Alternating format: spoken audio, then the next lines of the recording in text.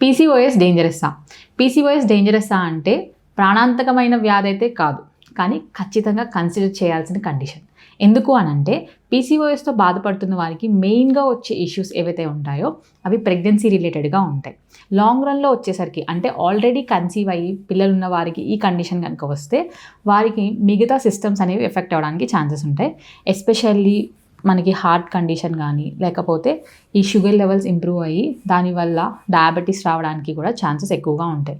So దాన్ని కూడా neglect చేయడానికి వీల్లేదు.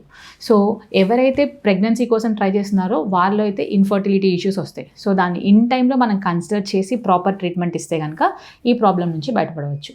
సో ఆల్రెడీ పిల్లలు ఉన్న వాళ్ళైతే కనుక దీన్ని నెగ్లెక్ట్ చేయకుండా మేల్ హార్మోన్స్ పెరగడం వల్ల వచ్చే మెయిన్ కండిషన్ ఏంటంటే మనకి కాల్షియం లెవెల్స్ తగ్గడం, బోన్ డెన్సిటీ ఇవన్నీ తగ్గుతాయి, వీక్నెస్ పెరుగుతుంది.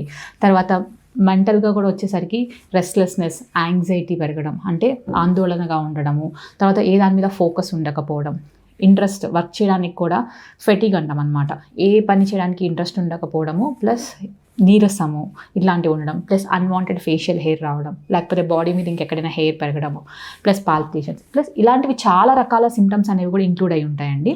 వీటన్నిటినీ కూడా మనం అశ్రద్ధ చేయకుండా ఆ కండిషన్ ఎందుకు వస్తుంది, ఎందుకు డెవలప్ అవుతుంది అనేది ఇన్ టైంలో మనం డాక్టర్ సలహా తీసుకొని ప్రాపర్ ట్రీట్మెంట్ తీసుకుంటే కనుక వీటన్నిటి నుంచి బయటపడవచ్చు.